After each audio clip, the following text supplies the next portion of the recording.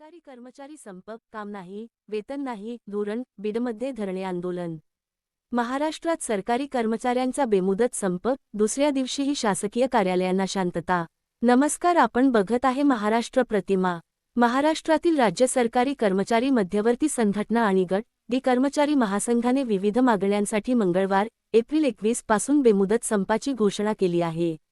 या संपामुळे राज्यभरातील शासकीय कार्यालयांमध्ये शांतता पसरली असून कामकाज पूर्णपणे ठप्प झाले आहे।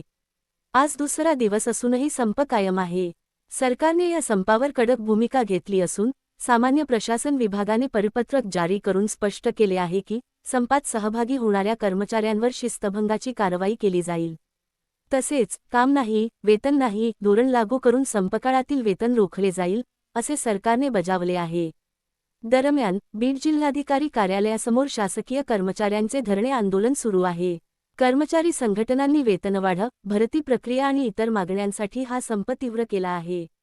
या पार्श्वभूमीवर शासकीय कामकाजावर परिणाम होत असून नागरिकांना त्रास होत आहे। त्यावेळेस आम्ही सामाजिक भूमिका म्हणून आम्ही त्यांच्यासोबत राहिलेलो। ज्यावेळेस एसटी कर्मचाऱ्यांचा संप होता त्यावेळेस अनेक केसेस सुद्धा आमच्यावर झाल्यात, त्यांच्यावर नाही झाल्या पण आमच्यावर झाल्या। आम्ही त्यांच्यासोबत होतो, बऱ्यापैकी त्यांच्या काही मागण्या पुढे सरकल्या, परंतु